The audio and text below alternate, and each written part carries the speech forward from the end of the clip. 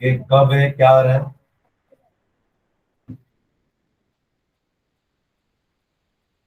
तो मेरा तो सीधा फाइनल होगा। ठीक है, अपना वैसे भी ये बायो का जो चैप्टर चल रहा है ये लास्ट है, इसके बाद फिजिक्स का साउंड बचा है ना। बाकी जो आपको चैप्टर्स बोल रहे हो तो हम कर चुके हैं। उन चैप्टर्स का एक टेस्ट लेवाना होगा तो नहीं लेंगे, और उस चैप्टर का रिवीजन भी कर लेंगे। चलो स्टार्ट करते हैं। तो लास्ट क्लास में हमने क्रॉपिंग पैटर्न्स देखे थे, है ना। We are under crop production, कि कैसे अपन प्रोडक्शन को मैनेज करेंगे। ऑलरेडी हमने क्रॉप का वैरायटी मैनेजमेंट पढ़ लिया था कि क्रॉप की वैरायटी को कैसे इंप्रूव किया जा सकता है, हाइब्रिडाइजेशन करके, ब्रीडिंग करवा के, सिलेक्शन करके एक क्रॉप की वैरायटी को हम सुधार सकते हैं अगर अच्छी क्वालिटी की सीड लेंगे तो। एक बार अगर आपने वैरायटी सुधार ली तो प्रोडक्शन अच्छे से करना है, उसके लिए आपको न्यूट्रिशन प्रॉपर देना है। दो टाइप के न्यूट्रिएंट्स पढ़े थे अपन ने, मैक्रो एंड माइक्रो। वो न्यूट्रिएंट्स हमें मिलते कहाँ से है? फर्टिलाइजर्स या मैन्योर से। हमने दोनों के बारे में पढ़ा था कि दोनों में डिफरेंसेस क्या क्या होते हैं, कितने टाइप के फर्टिलाइजर्स होते हैं, कितने टाइप के मैन्योर्स होते हैं, और उनके एडवांटेजेस डिसएडवांटेजेस क्या क्या है। देन हम आए थे प्रोडक्शन में ही, सिर्फ न्यूट्रिशन से काम नहीं चलेगा ना, इरिगेशन भी करना पड़ेगा। तो सेकेंड पॉइंट था हमारा इरिगेशन। वहां हमने अलग अलग तरह के इरिगेशन सिस्टम देखे थे, राइट, और उसमें रिक्वायरमेंट देखे थे कि एक अच्छा इरिगेशन सिस्टम कैसा होगा। ठीक है। आफ्टर दैट थर्ड पॉइंट था हमारा क्रॉपिंग पैटर्न। क्रॉपिंग पैटर्न को भी सुधार करके हम प्रोडक्शन को बढ़ा सकते हैं। क्रॉपिंग पैटर्न तीन टाइप के देखे थे, एक था मिक्स क्रॉपिंग, सेकेंड था intercropping, and third was crop rotation. पहले दो में एक ही टाइम पे हम दो या दो से ज्यादा क्रॉप को ग्रो करेंगे। अगर कोई डेफिनेट पैटर्न नहीं है तो उसको अपन मिक्स क्रॉपिंग बोलते हैं। पर अगर ग्रो करने का एक पैटर्न है कि हाँ एक रो इस क्रॉप का, दो रो इस क्रॉप के, फिर एक रो फर्स्ट क्रॉप का, दो रो सेकेंड क्रॉप के, तो इसको इंटरक्रॉपिंग बोलते हैं। कुछ डिसएडवांटेजेस थे क्रॉप मिक्स क्रॉपिंग के, तो उसको इंटरक्रॉपिंग में दूर किया जाएगा, ऐसे पैटर्न बना के, रोज के पैटर्न बना के। और थर्ड था क्रॉप रोटेशन, जहां पे हम एक सीजन में एक ही क्रॉप ग्रो करेंगे, बट अगले सीजन में वो क्रॉप ग्रो नहीं करेंगे, दूसरा कोई और वैरायटी का क्रॉप ग्रो करेंगे। तो ये क्रॉपिंग पैटर्न से भी हम अपना यील्ड बढ़ा सकते हैं और सॉइल की क्वालिटी को भी मेंटेन रख सकते हैं। यहां तक था तो प्रोडक्शन मैनेजमेंट। थर्ड, एक बार अगर प्रोडक्शन हो गया तो प्रोटेक्शन भी करना है। क्या प्रोडक्शन पैरेलली चलता है प्रोडक्शन के, ये नहीं कि पहले आप पूरा प्रोडक्शन करोगे अब प्रोडक्शन करोगे, तो बीच में कुछ हो गया तो प्रोटेक्शन और प्रोडक्शन पैरेलल चलता है। प्रोटेक्शन में अपन ने देखा था कि आपके प्लांट को या आपके क्रॉप को चार चीजों से खतरा हो सकता है। पहला हो गया पेस्ट, वीड्स, फिर डिसीजेस, और चौथा इंसेक्ट, स्टोरेज का। ये तीन तो आप प्रोडक्शन के दौरान कंट्रोल करोगे, बट एक बार जब हार्वेस्टिंग हो जाएगी तो आपको स्टोर करके रखना पड़ेगा ग्रेन्स को, तब भी आपको ग्रेन्स को प्रोटेक्शन देना होगा। तो प्रोटेक्शन हमें चार चीजों से देना है। पहला वीड्स, जो हम देख चुके हैं, वीडीसाइड यूज करेंगे। प्रोसेस का नाम था weeding. Weeding is the process of removing of weeds. Weeds क्या होते हैं? दे आर अनवांटेड प्लांट्स जो आपके मेन क्रॉप के साथ ग्रो हो रहे हैं, उनके साथ न्यूट्रिएंट्स में, पानी में, सनलाइट पे कंपीट कर रहे हैं। ठीक है, तो अल्टीमेटली आपका मेन क्रॉप का प्रोडक्शन को अफेक्ट करेगा। उसको जगह नहीं मिलेगी प्रॉपर, क्योंकि उस जगह में अब वीड्स आ गए हैं। ठीक है, तो वीडिंग करके उन अनवांटेड प्लांट्स यानी कि वीड्स को हम रिमूव कर सकते हैं। उसके अलग अलग तरीके थे, हैंड पिकिंग कर सकते हैं, बायोलॉजिकल कर सकते हैं, केमिकली बाय यूजिंग वीडिसाइड्स कर सकते हैं। ठीक है। सेकेंड था पेस्ट, इंसेक्ट्स। तो उसके लिए अपन ने अलग अलग टाइप के पेस्टिसाइड्स देखे थे। Weedicide is also kind of pesticide. Fungicide देखे थे, रोडेंटिसाइड्स देखे थे, है ना, इंसेक्टिसाइड्स था। याद आ रहा है? अलग अलग टाइप के पेस्ट के लिए हमारे अलग अलग टाइप के पेस्टिसाइड्स थे। ठीक है। आफ्टर दैट थर्ड था डिसीज। तो डिसीज अपन ने स्टार्ट नहीं किया था, है ना। लास्ट पॉइंट क्या था मुझे बताना? प्लांट डिसीज स्टार्ट करना है, ठीक है।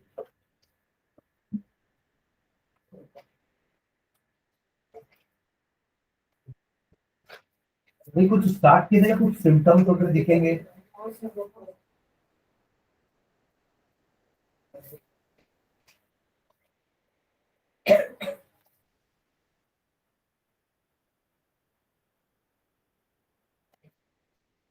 वो पेस्ट के लिए लिखे थे अपन सिम्टम्स कि पेस्ट है अगर आपके क्रॉप में तो कुछ सिम्टम्स रहेंगे ना। एक होल ड्रिल होगा, हो सकता है आपके किसी फ्रूट में या फूड में। हाँ, ऐसा कुछ लिखे थे पेस्ट में। पेस्ट में ऐसा लिखे था कि ये 3 टाइप के सिम्टम्स मिलेंगे। पहला था कटिंग पार्ट्स होंगे कुछ, या फिर सेल सैप आपके इंसेक्ट पे सक कर लेंगे, या फिर थर्ड पार्ट अपन लेकर है they will bore into stem और फ्रूट। स्टेम में छेद होगा या फ्रूट में छेद होगा, इसका मतलब उसके अंदर इंसेक्ट घुसा हुआ है, उसने बोर किया। बोर मतलब एक होल ड्रिल करके वो अंदर जा चुका है। जैसे अपन बोरिंग होते हैं तो अपन अर्थ में एक बोरिंग करते हैं, बोर करते हैं मतलब होल क्रिएट करते हैं। वैसे ही इंसेक्ट अगर होगा तो वो भी आपके फ्रूट में या स्टेम में घुस जाएगा, तो एक बोर आपको दिखेगा, यानी कि एक होल दिखेगा। तो ये भी एक पहचान है कि हाँ आपके क्रॉप में इंसेक्ट्स है। ठीक है, थर्ड है इसी में प्लांट डिसीजेस। अपन एबीसी करके लिख रहे थे शायद। ए में हमने लिखा था वीड्स, बी में लिखा था हमने इंसेक्ट पेस्ट, एंड थर्ड चीज जिससे हमें प्रोटेक्शन चाहिए वो है प्लांट डिसीजेस। तो थर्ड लिखेंगे प्लांट डिसीजेस। ठीक है, कंटिन्यू करेंगे इसमें। इसमें लिखना है इसमें plant pathology is the branch of biology. Plant pathology, pathology lab होते हैं ना, वो हमारे लिए होते हैं जहां हम फूड टेस्टिंग या यूरिन टेस्टिंग करवाते हैं। पैथोलॉजी है ना, जहां आप डिसीज का पता करते हो कि आपको डिसीज क्या है। ठीक है, आप जाके डॉक्टर को बताओगे तो वो भी नहीं पहचान पाएंगे ना कि क्या एक्चुअल डिसीज है। तो वो क्या करते हैं, कुछ टेस्ट लिख के देते हैं आपको, ब्लड टेस्ट कराओ, यूरिन टेस्ट कराओ, शुगर टेस्ट कराओ, है ना। तो उससे आपको पता चलता है कि एक्चुअली वो डायग्नोसिस कराती है, वो चेक करना चाह रहे हैं कि आप किस चीज से इन्फेक्टेड हो, उसके लिए वो अलग अलग तरह के टेस्ट कर रहे हैं। तो वो हमारे पैथोलॉजी लैब्स होते हैं। वैसे ही प्लांट की भी पैथोलॉजी होती है ना, जिसमें वो प्लांट की डिसीज के बारे में स्टडी करते हैं। तो क्या लिखे हैं, the plant pathology is the branch of biology. The plant pathology is the branch of biology which deals with plant diseases, which deals with plant diseases, which deals with plant diseases.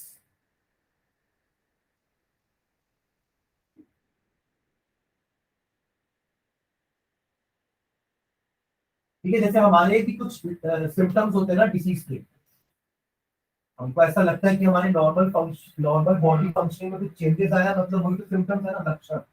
क्या बोलते हैं उसको अपन हिंदी में, लक्षण। वो लक्षण देख के हम जाते हैं ना डॉक्टर के पास, राइट। तो ऐसे ही हमको प्लांट्स में भी कुछ ना कुछ सिम्टम्स दिखेंगे उसकी बीमारी। ठीक है, तो नेक्स्ट टाइम में लिखना the external science, the external science,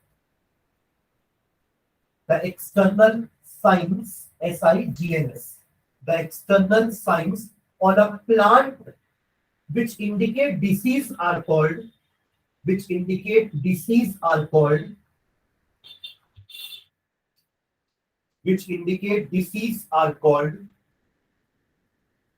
symptoms, which indicates disease are called symptoms.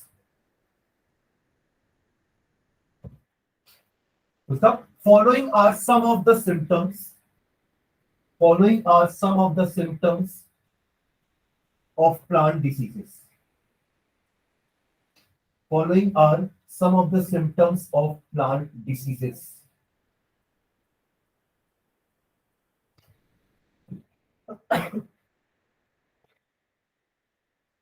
Following are some of the symptoms of plant disease. मतलब प्लांट्स में ऐसा क्या क्या देखेंगे कि हमें लगेगा कि हाँ ये प्लांट किसी डिसीज से बीमार है। ठीक है, तो फर्स्ट लिखना, first rust, rust, RUST। Rust को अपन हिंदी में क्या बोलते हैं, ऐसे जंग लग जाना। तो ऐसा प्लांट्स के पार्ट्स में भी होता है। रस्ट हाइफन डाल के लिखना। The disease produces dusty symptoms. The disease produces dusty symptoms. The disease produces dusty symptoms which appear on the surface, which appears on the surface, which appears on the surface as small colored areas, as small colored areas, as small colored areas. जैसे leaf generally green colour की होती है, right? अगर उस green colour में आपको reddish, brownish या yellowish कुछ एरिया दिख रहा है, मतलब वो रस्ट है. Small areas, small coloured areas which may be yellow, red, brown or black.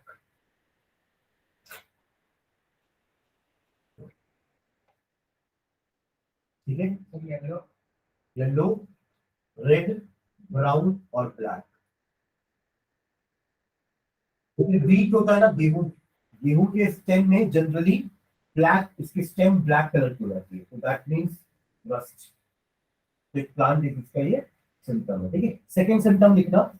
Second symptom, white blisters, white blisters,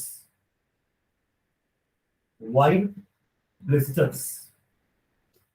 blisters को ऐसा अपन हिंदी में फुंसी बोलते हैं ना, blisters हमको होती है ना फुंसी. तो व्हाइट ब्लिस्टर, किस टाइप के ब्लिस्टर्स प्लांट में भी होते हैं? तो व्हाइट ब्लिस्टर्स, हाइपर टाइप लिखो. These are white shining blisters. Swelling हो जाना. These are white shining blisters. Bracket में स्वेलिंग लिखना, swelling, bracket close. Like areas developed on, like areas, blister like areas developed on, blister like areas. और blister का meaning अपन लिखते हैं bracket में swelling. blister like areas developed on stem, leaves, etc.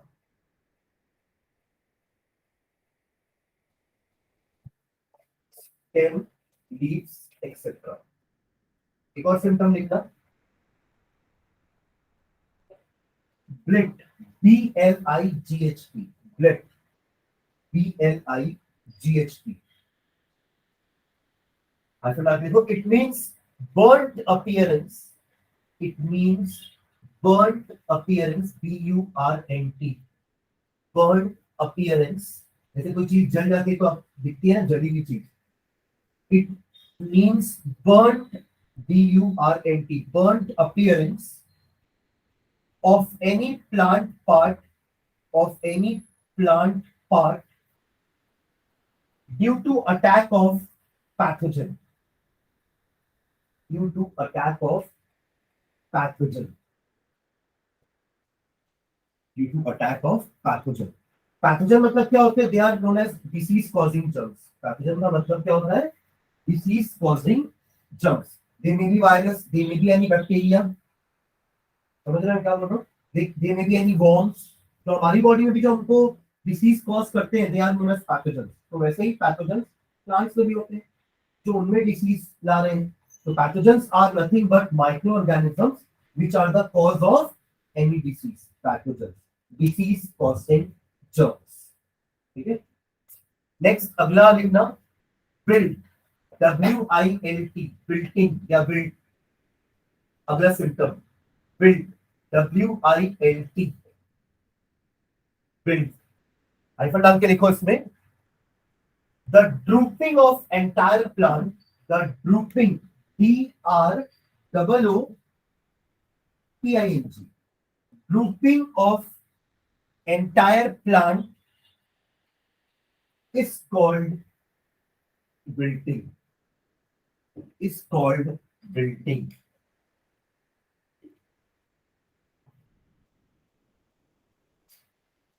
drooping का मतलब है झुक जाना, पूरा प्लांट झुक गया या लीव्स उसकी पूरी झुक गई हैं, उसको बोल रहे हैं अपन ड्रूपिंग.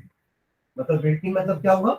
ये अगर पूरा प्लांट आपका झुक जा रहा है, इसका मतलब कुछ ना कुछ डिसीज है प्लांट. ठीक है. These are some of the symptoms. और भी सिम्टम्स होते हैं, हम कुछ सिम्टम्स लेते हैं इसमें. ठीक है. ऐसे कुछ पैथोजेंस के भी नाम लिखते हैं, नीचे लिखना। Plant pathogens are usually of three types. Plant pathogens are usually of three types.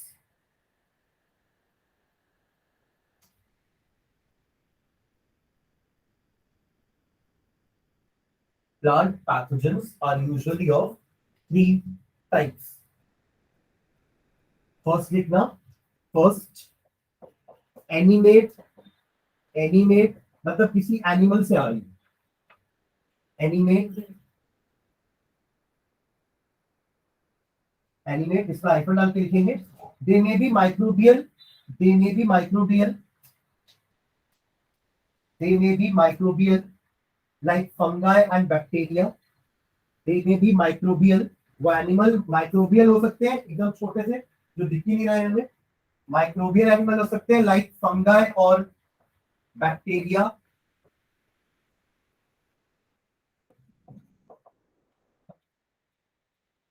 ठीक है। और they may be animal like, और they may be animal like, example worms, insects, mites, et cetera. जो दिख रहे हैं हमें, बैक्टीरिया नहीं दिखेगा ना, एक सिंगल बैक्टीरिया फंगा हमें नहीं दिखेगा, ठीक है। बट ऐसे इंसेक्ट्स तो हमें दिखेंगे, एनिमल लाइक इंसेक्ट्स। ठीक है, तो पैथोजेंस ये सारे हो सकते हैं जो आपके प्लांट को डिसीज दे रहे होंगे। सेकेंड लिखना, B viral disease. Viral disease,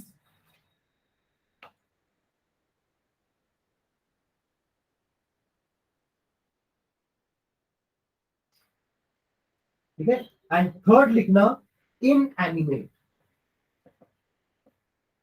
animate तो वो हुआ जो आपको लिविंग ऑर्गेनिज्म से हो गए। सारे पैथोजेंस लिविंग ऑर्गेनिज्म है ना।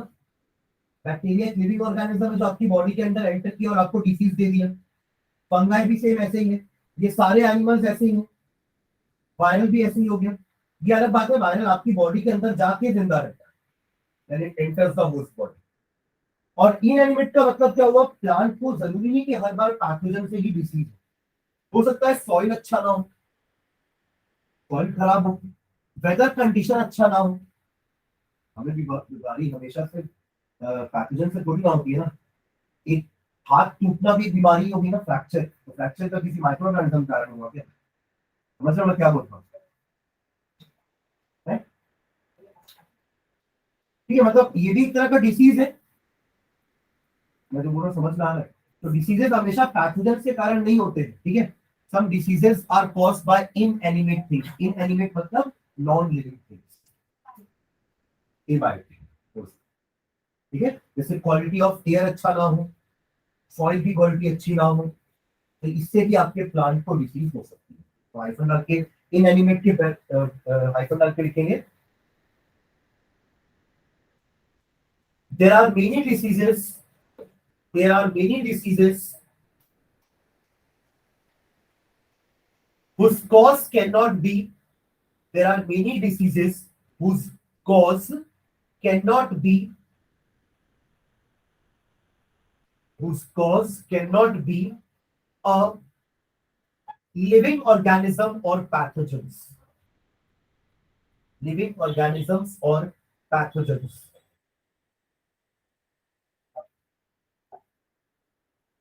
First off, disease may be due to inanimate objects. Disease may be due to inanimate objects.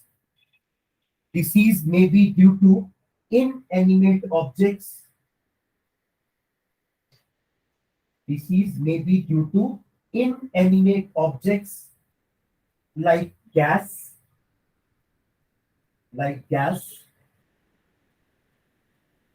comma smoke, comma mineral nutrition,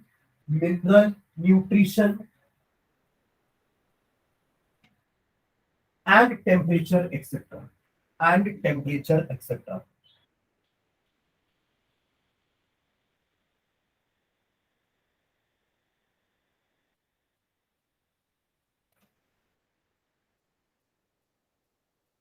ठीक है। अब जैसे हमारे में डिसीज फैलती है ना, हवा से, पानी से, एयरबॉर्न डिसीज, वाटरबॉर्न डिसीज, सुने नहीं? एयरबॉर्न डिसीज जो हवा से फैलती होगी, ट्रांसमिशन होना चाहिए ना। जैसे कोई एक इन्फेक्टेड पर्सन है जिसको एक डिसीज हुई है, और अगर वो डिसीज कम्युनिकेबल है, मतलब it can be transfer from a infected person to a healthy person, तो उससे कुछ ट्रांसमिशन के कुछ तरीके होते हैं कि वो कैसे ट्रांसमिट हो रही है। वो हवा से हो सकती है, जैसे ये हो रहा था, पानी से हो सकती है, अभी तो मास्क पहन रहे थे ना अपन, ये हवा में है उसके वायरस, तो अपन मास्क पहन रहे हैं, राइट। कुछ आप जैसे एयर आप छींक रहे हैं, तो वो अल्टीमेटली वो आपके जो पार्टिकल्स हैं वो एयर में जा रहे हैं, वही एयर वो हेल्दी पर्सन भी इनहेल कर रहा है। तो अल्टीमेटली ट्रांसमिशन कैसे हुआ? Through air, through water, through food, समझ रहे हैं? तो वैसे ही प्लांट की डिसीजेस भी एयर के थ्रू, सीड के थ्रू, वाटर के थ्रू फैलती है, ठीक है। This is all about diseases. Next time डालना लास्ट डी पॉइंट इसका, ये सी हो गया प्लांट डिसीजेस। लास्ट डी होगा प्रोटेक्शन, और कब चाहिए? स्टोरिंग के समय, storage of grain, storage of grain, ये सब आपका प्रोटेक्शन मैनेजमेंट में चल रहा है, ठीक है।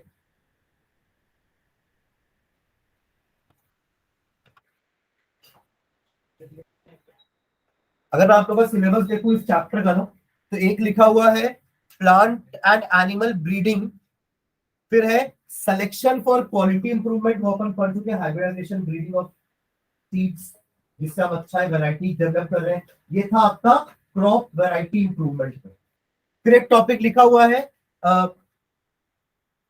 मैनेजमेंट, अच्छा वो इंप्रूवमेंट एंड मैनेजमेंट, इसमें तीनों आगे मैनेजमेंट, बाकी दोनों मैनेजमेंट, कौन कौन से? प्रोडक्शन वाले भी और प्रोटेक्शन वाले भी।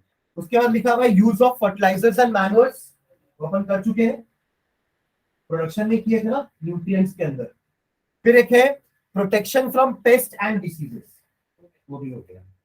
एक और प्रोटेक्शन स्टोरेज वाला करके, फिर एक टॉपिक है ऑर्गेनिक फार्मिंग। ऑर्गेनिक फार्मिंग हमारा लास्ट टॉपिक होगा चैप्टर का, ठीक है। तो पहले स्टोरेज वाला लिखते हैं, देखो इसमें बाकी एनिमल हस्बेंड्री नहीं पढ़ा ना स्कूल में पूरा।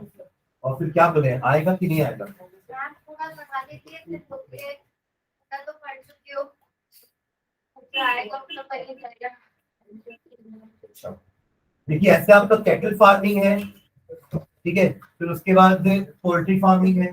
कैटल फार्मिंग में गाय भैंस वगैरह हो गया, पोल्ट्री फार्मिंग में मुर्गी हो गया। फिर एक आपका फिश फार्मिंग है, फिशिकल्चर, और एक है आपका एपीकल्चर, मधुमक्खी वाला। ये चार टाइप की फार्मिंग है उनकी एनिमल। इस सिलेबस पर है तो क्यों पढ़ना, छोड़ देते। तो मेरे को तो पहले से सर आपको कहाँ पे आता है? सर सर कौन सा कहाँ पे आता है? उसी में आया कैटल फार्मिंग।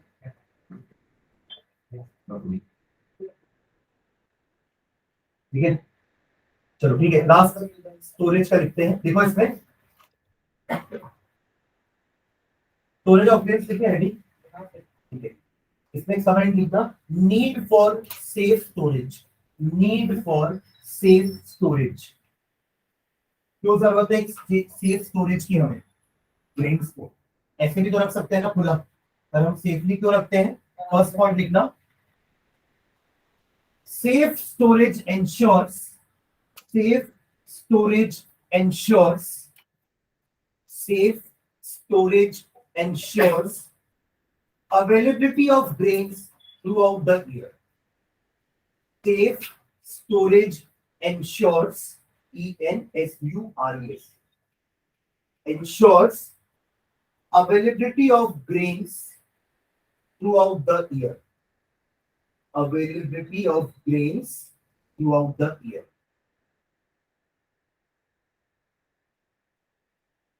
जनरली हम घरों में एक साल का गेहूं या दाल ले आते हैं ना, 50 किलो का पूरा बोरी ला के रख लेते हैं, उसको स्टोर कर लेते हैं। घर में स्टोर रूम रहता है, वहां पे अपन एक डब्बे में डाल के उसको, उसके अंदर थोड़ी सी कुछ गोलियां डाल देते हैं और उसको रख देते हैं। ये गोलियां डालने का तरीका जो है, ये एक तरह का सेफ स्टोरेज। अगर ये गोलियां नहीं डालोगे तो अल्टीमेटली वो गेहूं खराब हो जाए, और जो गेहूं साल भर चलने वाला था वो महीने भर में खराब हो जाए। तो वो सेफ स्टोरेज, वो गोलियां इंश्योर कर रही हैं कि वो गेहूं पूरे साल भर चले। उसकी अवेलेबिलिटी आपके घर में साल भर तक रहेगी। ठीक है, ये तो घर के लेवल में हो गया ना। हम बात कर रहे हैं कि जस्ट हार्वेस्टिंग के बाद इतना सारा ग्रेन्स आया है फार्मर के पास, तो उसको कहाँ कैसे स्टोर करके रखें। उसके लिए तो बहुत बड़ा चैलेंज होता है, राइट, कि वो ग्रेन्स जब तक बिके ना, मार्केट में ना जाए, उसको वो कैसे स्टोर करके रखे, वरना उसके 3-4 महीने की पूरी मेहनत बर्बाद। अगर वो ग्रेन्स खराब हो गए, उसने इतना पैसा लगाया था, इतना टाइम दिया उसने, राइट, और उसके बाद अगर ग्रेन्स प्रॉपरली तरीके से स्टोर नहीं हुए और वो बिकने से पहले ही खराब हो गए, तो 3-4 महीने की पूरी मेहनत वेस्ट हो जाएगी। फ्रूट तो उसको तभी मिलेगा ना, उसकी मेहनत का, कि जब वो ग्रेन्स प्रॉपर मार्केट में बिक जाएंगे और उसको पैसे मिल जाएंगे, तभी वो 3-4 महीने की मेहनत का उसको फल मिलेगा। पर अगर स्टोरेज प्रॉपर नहीं किया उसने, तो ग्रेन्स भले कितने अच्छे क्वालिटी की क्यों ना बने हो और कितनी ज्यादा क्वांटिटी में क्यों ना बना हो, वो सब वेस्ट है। ठीक है, तो एक अच्छा स्टोरेज क्या इंश्योर करता है, साल भर उस ग्रेन की अवेलेबिलिटी है। अब देखते हैं ना, कई बार ऐसा होता है कि चीजों का रेट बढ़ जाता है, कम होता है, तो बढ़ने का मेन रीजन ये होता है कि उसकी अवेलेबिलिटी कम हो जाती है। रिक्वायरमेंट बहुत ज्यादा है बट अवेलेबल नहीं है, इसलिए तो रेट बढ़ जाते हैं चीजों के। सेकेंड पॉइंट, सेकेंड पॉइंट लिखना, it helps the distribution to far away places of a country. It helps the distribution to far away places of a country. It helps the distribution to far away places of a country.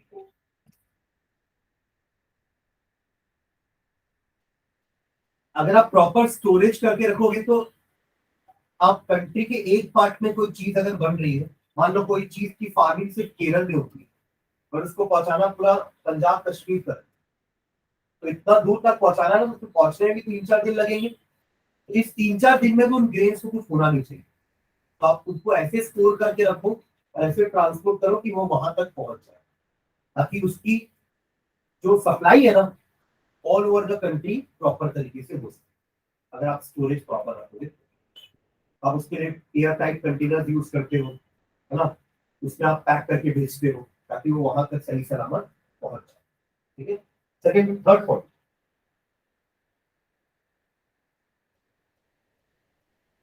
food storage helps in making food storage helps in making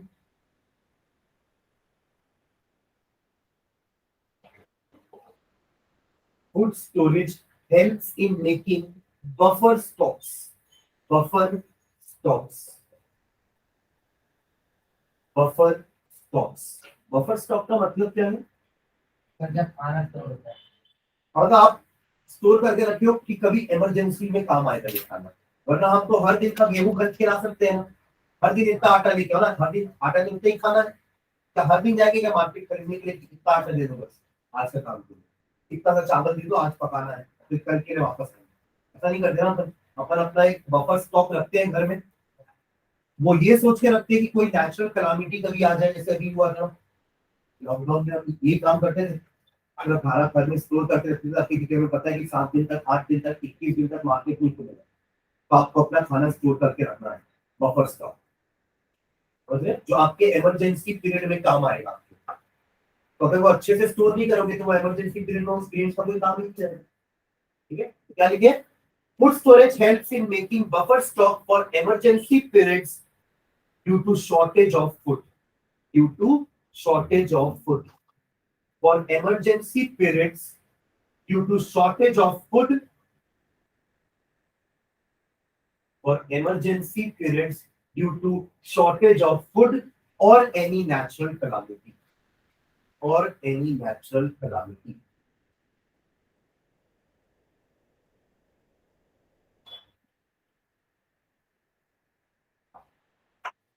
ठीक है, अब food grains को ना basically अपन दो part में divide करते हैं, एक पेरिशेबल जो खराब हो सकता है, एक नॉन पेरिशेबल जो खराब नहीं होता। ठीक है, नेक्स्ट टाइम में लिखना, ये आपके कुछ नीड्स होगा ना कि अपन स्टोर क्यों करते हैं, अब कैसे करते हैं। ठीक है, नेक्स्ट टाइम में लिखना, food materials are of two types, food materials are of two types, food materials are of two types. First लिखना पेरिशेबल. पेरिशेबल ऐसा फूड मटेरियल जो बहुत जल्दी स्पॉइल होता है. An example fruits. और तो बनाने की फ्रूट्स ना, हर फ्रूट्स खराब हो सकते हैं ना. और वेजिटेबल्स भाजी जैम उसको बोला. और दूध. दूध में लगा आपको पैकेट में लिखा रहता है ना, वो पैकेट में लिखा रहता है कि 2 दिन का बस उसका लाइफ है, उसके बाद वो खराब हो जाएगा, है ना. तो ये सारे आपके फूड मटेरियल किसमें आएंगे? पेरिशेबल. जिनके खराब होने के चांसेस सबसे ज्यादा होते हैं, इजीली खराब हो सकते हैं. ठीक है, तो क्या लिखे? पेरिशेबल. इसमें हाइपोथेटिकल लिखना which gets spoiled easily. Which gets spoiled easily. अच्छा, तो इनको प्रोटेक्ट करने के लिए हम क्या करते हैं? वेजिटेबल भी ऐसा ना कि एक दिन में खराब हो जाएगी. आप बाहर रखोगे तो एक दिन में खराब होगी. तो आप उसको स्टोर करने के लिए कोल्ड जगह पे रखोगे. कोल्ड स्टोरेज होते हैं जहाँ पे फार्मर्स अपने वेजिटेबल और फ्रूट्स को स्टोर करके रखते होंगे. आपको क्या लगता है कि जो डेली जो आते हैं आपके जो सब्जी वाले होते हैं और फ्रूट्स वाले होते हैं, इन लोग के पास तो इतने सारे फ्रूट्स होते हैं, तो ये क्या करते होंगे?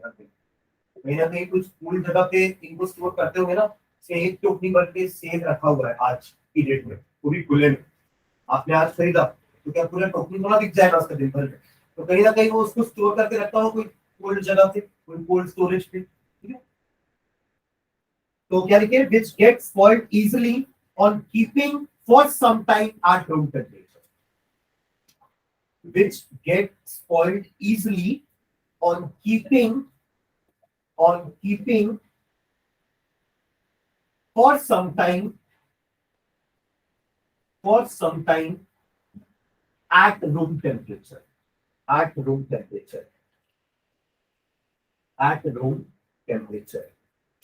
एग्जाम्पल लिखना इसमें fruits, vegetables, milk etcetera.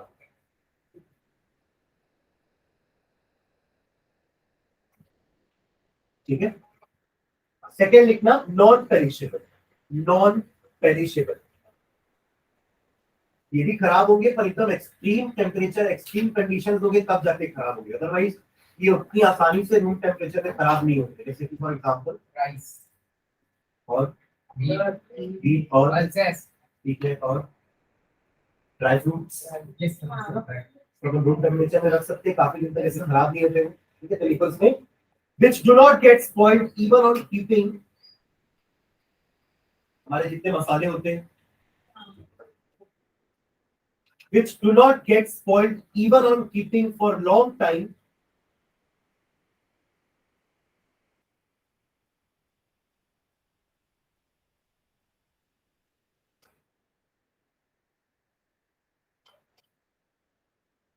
Which do not get spoiled even on keeping for long time at room temperature.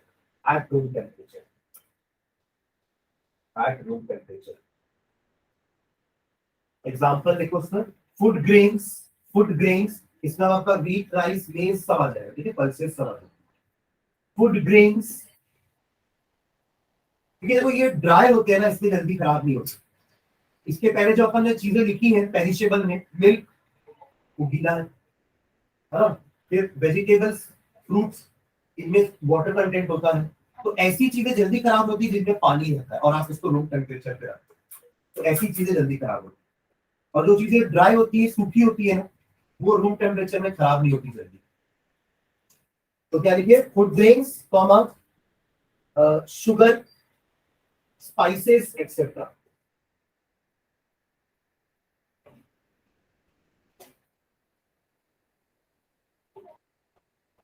ठीक है.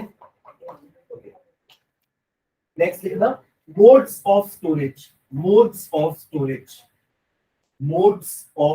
कैसे स्टोर करते हैं अपन?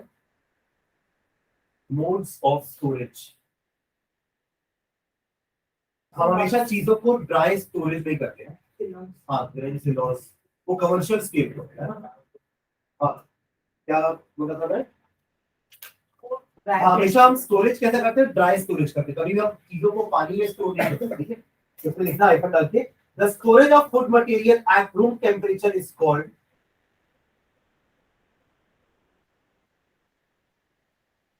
the storage of food materials at room temperature is called dry storage, are called dry storage,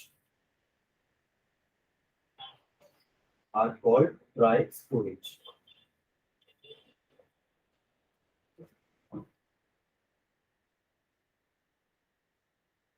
तो हमारे अपने घर के लेवल में हम एक छोटे से एयर टाइट कंटेनर में रख देते हैं इसको, क्योंकि एयर में भी तो मॉइस्चर होता है ना। तो आप ड्राई स्टोरेज करना चाह रहे हो तो आपको एयर से भी दूर रखना पड़ेगा, because air also contains moisture, तो उससे भी मॉइस्चर लगे तो वो खराब हो जाएगा। तो हम एयर टाइट कंटेनर्स घर में यूज करते हैं इन सब चीजों के लिए, बट कमर्शियल लेवल में हमें वही जो सिलॉस बोला ना, सिलॉस अलग कंटेनर्स टाइप के होते हैं जिसमें अपन उनको स्टोर करके रखते हैं ड्राई कंडीशन, ठीक है? तो नीचे में लिखना at domestic level, at domestic level, at domestic level,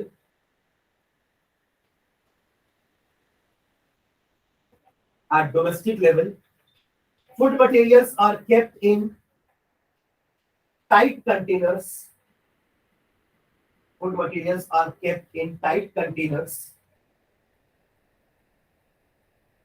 which protect them from dust. Food materials are kept in tight containers which protect them from dust, which protect them from dust, comma, moisture and insects.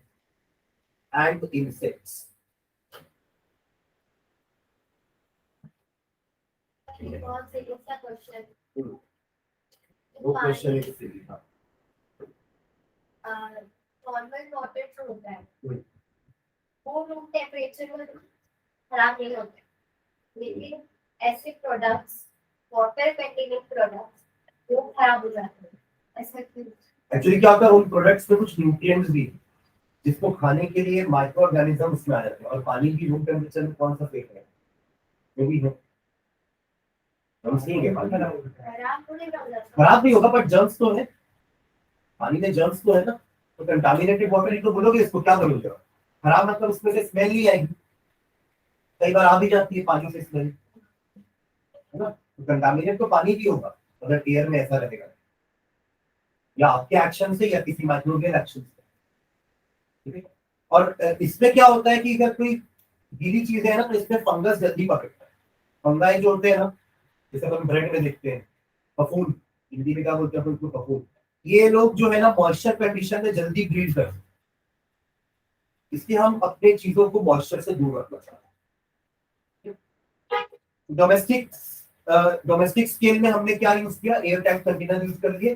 Next time में on commercial scales, on commercial scale, on commercial scale, food materials are stored in, food materials are stored in, food materials are stored in gunny bags. gunny bags क्या होते हैं? बोलिए अपना। gunny bags और grain silos, इसको बोलते हैं grain silos, इतने बड़े बड़े कंटेनर्स। ग्रेन बिन्स बोल सकते हो, जैसे डस्टबिन होता है ना, डस्टबिन तो डस्ट के लिए होता है, ग्रेन बिन्स बोल सकते हैं ऐसे बड़े बड़े कंटेनर्स जो ग्रेन रखने के काम आते हैं, इसको बोलते हैं grain silos, SILOS, grain silos, ठीक है?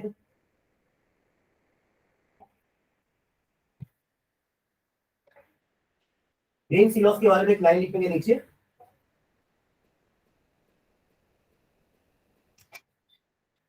grain silos are tall cylindrical structures. Grain silos are tall cylindrical structures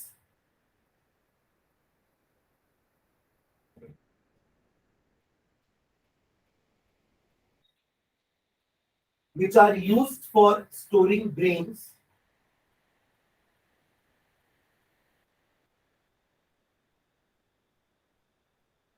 which are used for storing grains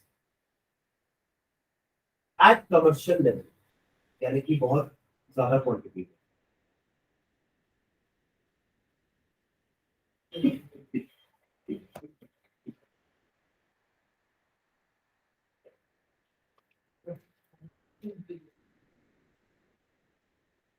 ठीक है, बाकी गनी बैग्स तो आप जानते हो, बोरियां, वो बोरियां जूट की भी हो सकती है और प्लास्टिक की बोरियां भी हो सकती है। उसका प्रॉपर, उसके माउथ को प्रॉपर तरीके से सील कर देंगे, वो ट्रांसपोर्टेशन के इजियर भी होती है। तो नेक्स्ट टाइम डाला last, organic farming. Organic farming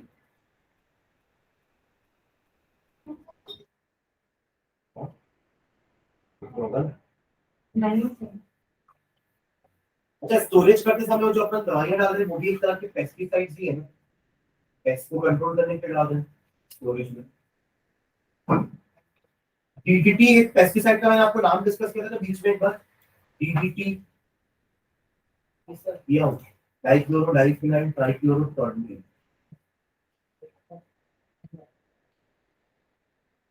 चलो, ऑर्गेनिक फार्मिंग हाइफन डाल के लिखना है इसमें। Organic farming avoids the use of organic farming avoids the use of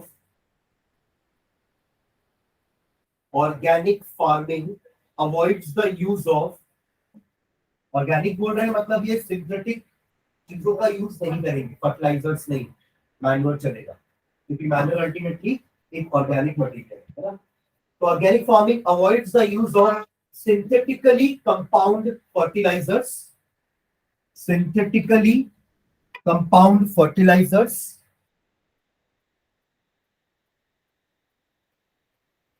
pesticide भी नहीं चलेगा ना, भी chemically, comma pesticides, pesticides, comma growth regulators, growth regulators. क्या मतलब ग्रोथ रेगुलेटर्स? ग्रोथ का मतलब क्या होता है? बढ़ना घटना है ना, ग्रोथ। ठीक है, और रेगुलेटर का मतलब कंट्रोल, फैन के रेगुलेटर होता है ना, कम ज्यादा करना। तो ग्रोथ रेगुलेटर्स का मतलब क्या हो, कई बार अपन देखते हैं ना कि इंजेक्शन लगा के फल को जल्दी पकाया जाता है ताकि मार्केट में लाके बेच सके। अपन देखते हैं इतने बड़े बड़े वो आजकल जाम, इतने बड़े बड़े हमें लगे कि तरबूज जितने दिखते हैं। ठीक है, क्योंकि उनमें इंजेक्शन डाला गया है, इथाइन इथिलीन का इंजेक्शन होता है जिससे उनकी ग्रोथ को फास्टर किया जा सके, वो जल्दी पक जाए ना। For faster ripening of fruits हम कुछ बाहर से इंजेक्ट करते हैं फ्रूट्स में, तो ये ऑर्गेनिक फार्मिंग नहीं होती, समझ रहे हैं ना, क्योंकि हमने इसमें कुछ ना कुछ केमिकल यूज किया है। तो ये इनको कहते हैं ग्रोथ रेगुलेटर्स, जो आपकी ग्रोथ को जल्दी कर रहे हैं, फास्टर कर रहे हैं। नेचुरल तरीके से नहीं हो रहा है फिर वो ग्रोथ, फिर वो कैसे हो रहा है, केमिकली, आर्टिफिशियली ग्रोथ किया है आपने उसको। ठीक है, ओके। पेस्टिसाइड्स, ग्रोथ रेगुलेटर्स, इंसानों में ग्रोथ रेगुलेटर्स हो सकते हैं, वो सब लेते हैं ना, सप्लीमेंट्स लेते हैं ना अपन, वो सप्लीमेंट्स प्रोटीन्स जो हम अंदर से ले रहे हैं, इंजेक्शन ले रहे हैं, वो सारे एक्चुअली ग्रोथ रेगुलेटर्स। ठीक है, वो इंसानों के लिए ग्रोथ रेगुलेटर्स है। हाँ, जिसको अगर अपन प्रॉपर तरीके से ना लें, हाँ, तो उससे हमें कुछ हमारी बॉडी में हार्म भी हो सकता है। सिलेबस में है ऑर्गेनिक फार्मिंग, कौन सी पेज में? मतलब ऐसे हेडिंग हेडिंग नहीं होगा, तो एक आध पैराग्राफ होगा। फर्टिलाइजर्स के बाद में है। पेज नंबर 207 बोला? इरिगेशन। ठीक है, चलो आगे बढ़े। ग्रोथ रेगुलेटर समझ गए ना। And life stock feed additives, and life stock feed additives. Life stock बोले तो हाँ, लाइफ मतलब जिंदा बोल रहे हैं, राइट, और स्टॉक हाँ,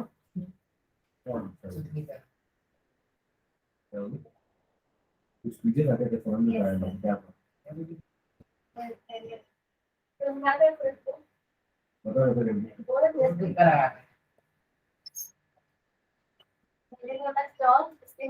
insurance.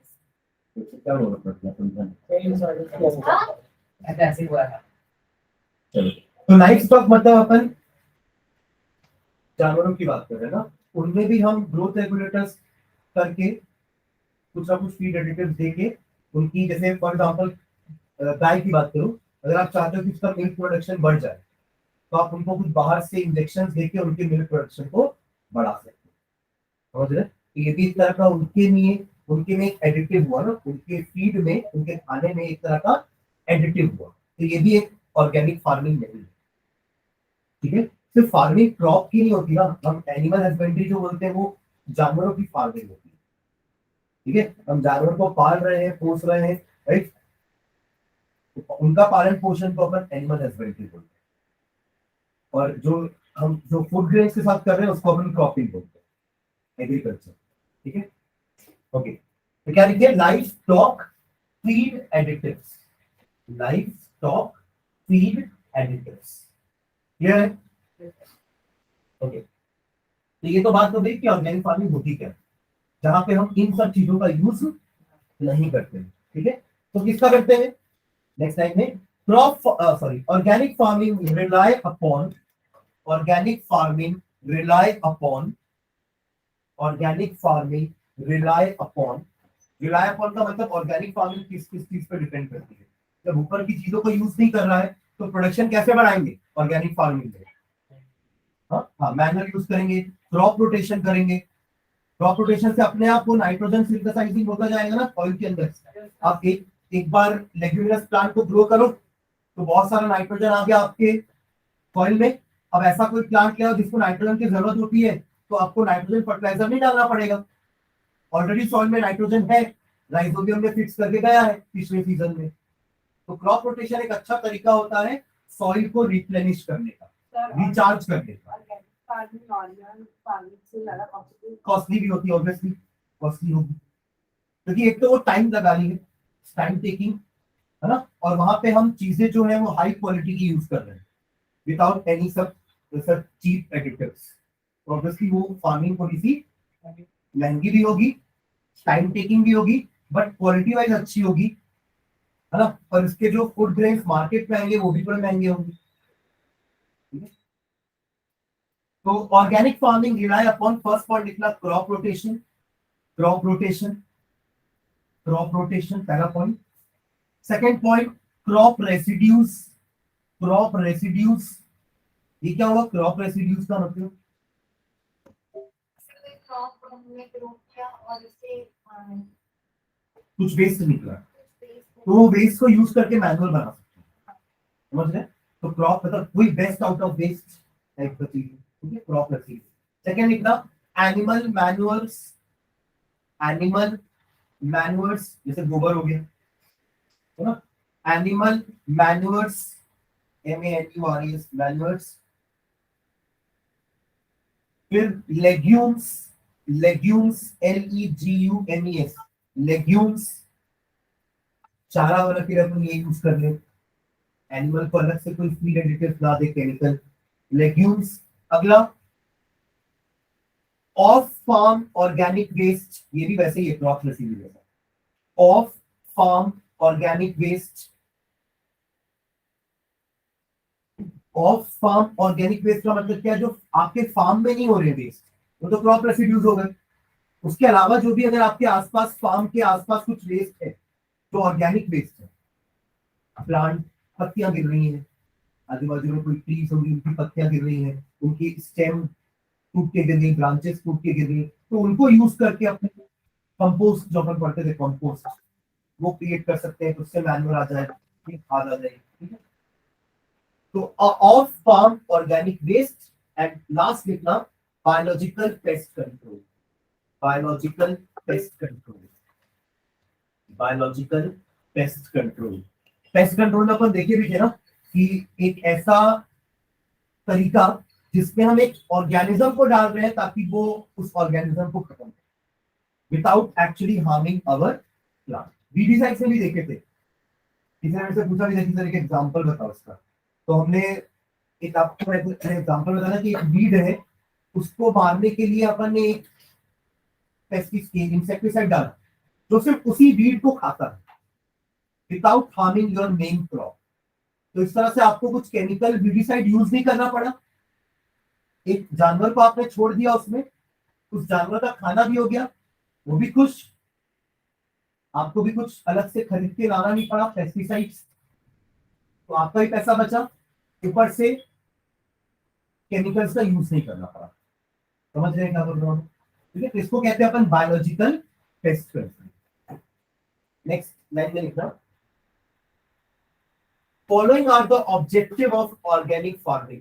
Following are the objective of organic farming. Following are the objective of organic farming.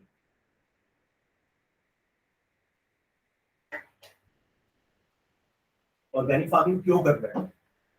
What is the objective behind it? Question समझ में आया ना? फर्स्ट पॉइंट लिखना, to develop a sustainable agriculture system. To develop a sustainable agriculture system. To develop a sustainable agriculture system. इसका क्या मतलब हुआ? To develop a sustainable agriculture system. सबका अपना अपना मीनिंग है। सस्टेनेबल का मतलब क्या होता है? एग्जैक्टली, लॉन्ग टर्म सोच के। आपके पास एक फील्ड है, 1 एकड़ की जमीन है, आपने उसमें मस्त केमिकल फार्मिंग करी, ऑर्गेनिक फार्मिंग की नहीं करी, कुछ कभी भी मैन्युअल यूज नहीं किया, हर बार फर्टिलाइजर यूज की, सोच के कि अच्छा ग्रोथ हो रहा है। कब तक होगा ये? 1 साल, 2 साल, 5 साल तक। अल्टीमेटली आपकी सॉइल की फर्टिलिटी लॉस होगी because of excessive use of chemicals, pesticides, fertilisers. तो अभी शॉर्ट टर्म बेनिफिट आपको मिल गया 5 साल तक, बट 5 साल के बाद आप उस जमीन पे और फार्मिंग नहीं कर पाओगे, या कर भी पाए तो उतना अच्छा ग्रोथ नहीं होगा जैसे कि पहले हो रहा। तो इसको अनसस्टेनेबल बोलते हैं। आप सस्टेन नहीं कर पाए ना, आपने तो फार्मिंग कर ली 5 साल तक, पर आपका बेटा उसको फार्मिंग नहीं कर पाएगा। समझ रहे? इसको सस्टेनेबल, इसको अनसस्टेनेबल डेवलपमेंट बोलते हैं। डेवलपमेंट तो हुआ उस आदमी का, बट वो सस्टेन नहीं हो पाया ज्यादा दिन तक। और एक होता है सस्टेनेबल डेवलपमेंट, जहां पे हम इन तरीकों की चीज यूज करें जिससे हमें भी बेनिफिट हो और आगे आने वाली जनरेशन भी उस चीज का फायदा ले सके। जैसे अपन अगर एनर्जी रिसोर्सेज की बात करें तो अपन बोलते हैं ना कि आपको सस्टेनेबल डेवलपमेंट की तरफ जाना है, तो जो रिसोर्सेज है एनर्जी के, उसको हमें अच्छे से यूज करना चाहिए, उसका मिसयूज या उसको एक्सप्लॉइट नहीं करना चाहिए। जैसे पेट्रोल की बात करूंगा मैं, तो पेट्रोल आज है, पर हो सकता है आने वाले 50 साल के बाद पेट्रोल ना रहे। फॉसिल फ्यूल तो है ना, कभी ना कभी तो खत्म होगा, कोल भी खत्म होगा, पेट्रोल भी खत्म होगा, डीजल भी खत्म होगा। दैट्स द रीजन व्हाई कि हम एक अल्टरनेटिव रिसोर्स की तरफ जा रहे हैं, इलेक्ट्रिक बाइक्स की तरफ, इलेक्ट्रिक कार की तरफ, क्योंकि हमें पता है कि ये रिसोर्स एक दिन खत्म होने वाला है। तो आज से क्यों ना हम एक अल्टरनेटिव भी देखें, ताकि सोर्स का जो मिसयूज हो रहा है ना वो थोड़ा कम हो सके, ताकि आगे आने वाली जनरेशन भी पेट्रोल देख पाए कि पेट्रोल की कोई चीज थी। समझ रहे हैं मैं क्या बोल रहा हूँ? इसको कहते हैं सस्टेनेबल डेवलपमेंट। आप अपना डेवलपमेंट भी कर रहे हो और अपने आने वाली जनरेशन के बारे में सोच के कर रहे हो। तो ऑर्गेनिक फार्मिंग का भी सस्टेनेबल एग्रीकल्चर सिस्टम का मतलब क्या है? एक ऐसा एग्रीकल्चर सिस्टम डेवलप हो जाएगा आपके फार्म में जो लंबे समय तक चलेगा, शॉर्ट टर्म के लिए, लॉन्ग टर्म। क्योंकि आपने कभी कोई केमिकल फर्टिलाइजर्स यूज ही नहीं किए जिससे आपकी सॉइल की क्वालिटी खराब हो, तो आपकी फील्ड जैसे आज थी आने वाले 10-15 साल तक वैसी ही रहेगी। ठीक है। Second point, this system rely upon resources. This system rely upon resources. This system rely upon resources within own resources. This system rely upon resources within own resources.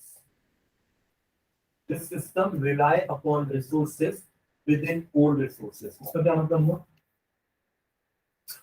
Manual लेने के लिए आपको कहीं जाना नहीं पड़ा, आप ही के क्रॉप के रेसिड्यूज थे, आपके आसपास की जगह का ऑफ फार्म ऑर्गेनिक वेस्ट था, आपने उसी रिसोर्सेज को यूज करके एक नया रिसोर्स मैनुअल तैयार कर दिया। समझ रहे हैं? आप ही के फार्म में जो लेग्यूम्स निकल रहे थे उसी को यूज करा आपने अपने कैटल्स के लिए सारा। तो रिसोर्सेज नया लेना नहीं पड़ा, resources came from your resources. समझ गए? एंड लास्ट पॉइंट लिखना, to develop an alternative strategy, to develop an alternative strategy, जो जैसे भी ई बाई ई आपके ईवी कर रहे हैं ना, ईवी भी एक अल्टरनेट स्ट्रैटेजी तो है पेट्रोल की भी है, वैसे ही to develop an alternative strategy over chemical farming, over chemical farming, over chemical farming.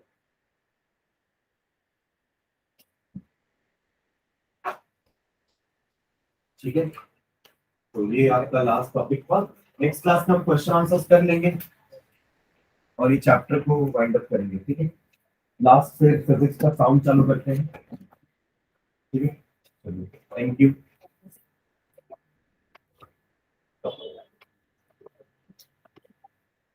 तो क्लास छोड़े ना बीच बीच में उन लोग